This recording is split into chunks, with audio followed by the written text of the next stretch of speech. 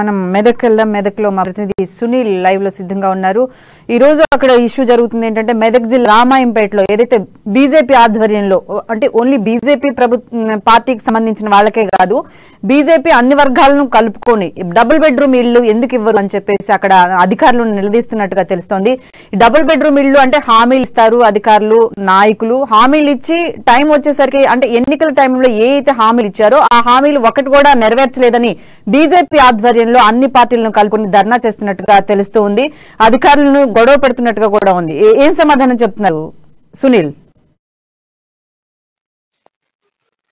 ఉమ్మడి మెదక్ జిల్లా వ్యాప్తంగా డబుల్ బెడ్రూమ్ల రగడ కొనసాగుతుందని చెప్పవచ్చు. తాజాగా మెదక్ జిల్లాలోని రామాయంపేటలో స్థానికులు ప్రజలంతా కూడా ఒక్కసారిగా జాతీయ రహదారిపైకి వచ్చారు. డబుల్ బెడ్రూమ్ ఇల్లు ఇవ్వాలని ధర్నాకు దిగారు. తాము కూలీ నాలి చేసుకొని బతుకుతున్నామని, తమ పేరిట ఎలాంటి ఆస్తిపాస్తులు లేవని, తమకు డబుల్ బెడ్రూమ్ ఇళ్ల కోసం దరఖాస్తు చేసుకున్నప్పటికీ ఇవ్వడం లేని బాధితులు కానివ్వండి లేదా లబ్ధిదారులు స్థానికులు ఆరోపిస్తున్నారు.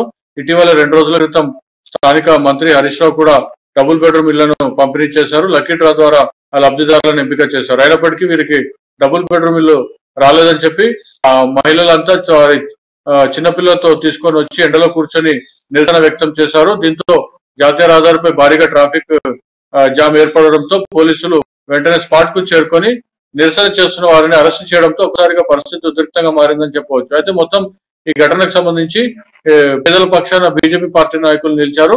వారికి అండగా వీరు కూడా ఆందోళనలో పాల్గొనడం జరిగింది. ఈ నేపథ్యంలో బీజేపీ నేతలతో సహా ధర్నా చేస్తున్న పేదలను కూడా వారు అరెస్ట్ చేసి పిఎస్ కు తరలించడం జరిగింది. మరోవైపు సీఎం కేసీఆర్ నియోజకవర్గంలో కూడా డబుల్ బెడ్రూమ్ రగడ కొనసాగుతున్న నేపథ్యంలో ఉమ్మడి మెదక్ జిల్లా వ్యాప్తంగా కూడా డబుల్ బెడ్రూమ్ లో పంపిణీ ఎక్కడైతే జరుగుతుందో మరుసటి రోజు రాని లబ్ధిదారులు ఆందోళన చేస్తున్నారు. మరోవైపు చాలా చోట్ల కూడా డబుల్ బెడ్రూమ్ లో ఇళ్ల పంపిణీలో లక్కీ డ్రాలో అవినీతి జరిగిందని చెప్పి లక్కీ డ్రా సిస్టాన్ని తొలగించి సర్వే నిర్వహించి నిజమైన పేదలకు డబుల్ బెడ్రూమ్ లో ఇవ్వాలని చెప్పి స్థానికులు డిమాండ్ చేస్తున్నారు. ఇంత పెద్ద ఎత్తున గొడవ జరుగుతోంది. నాయకులు గాని అధికారులు గాని ఎవరైనా వాళ్ళకి ఒక హామీ ఇవ్వటం లేదా ఇప్పుడు కావదు ఇంకొక టైంలో ఇవ్వగలుగుతాము అని చెప్పి ఏమైనా హామీ ఇవ్వటం జరిగిందా?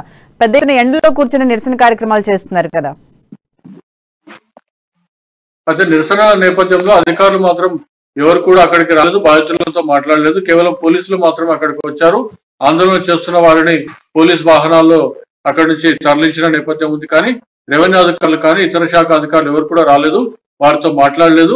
బాధితులు మాత్రం ఒకటి చెప్తున్నారు, తాము పేదలం అని చెప్పి. స్థానిక కౌన్సిలర్లకు కూడా ఆ విషయం తెలుసని ఒక మహిళ అయితే అమ్మాన్యూస్ తో మాట్లాడుతూ తాను కౌన్సిలర్ కాళ్ళు కూడా మొక్కానని, అయినప్పటికీ తనకు డబుల్ బెడ్రూమ్ ఇల్లు ఇవ్వలేదని, తాను అద్దె చెల్లించలేని పరిస్థితిలో ఉన్నానని, తన భర్త కూడా అనారోగ్యానికి గురయ్యాడని, ఇద్దరు చిన్నపిల్లలను పెట్టుకొని కూడా తాను అద్దె కట్టలేకపోతున్నానని, వాళ్ళ చిన్నపిల్లల పోషణ కూడా భారంగా ఉంది, తనకు ఖచ్చితంగా డబుల్ బెడ్రూమ్ ఇవ్వాలని చెప్పి మహిళ ఆరోపించిన పరిస్థితి ఉంది, ఆవేదన వ్యక్తం చేసిన పరిస్థితి ఉంది.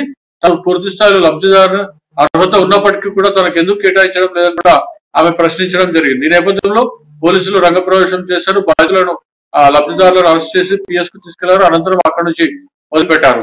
కానీ బీజేపీ నాయకులు మాత్రం మాట్లాడుతూ ఖచ్చితంగా పేదలకు న్యాయం జరిగే వరకు, నిజమైన లబ్ధిదారులకు డబుల్ బెడ్రూమ్ ఇల్లు వచ్చే వరకు పేదల పక్షాన పోరాటం అని చెప్పి బీజేపీ నాయకులు స్పష్టం చేశారు.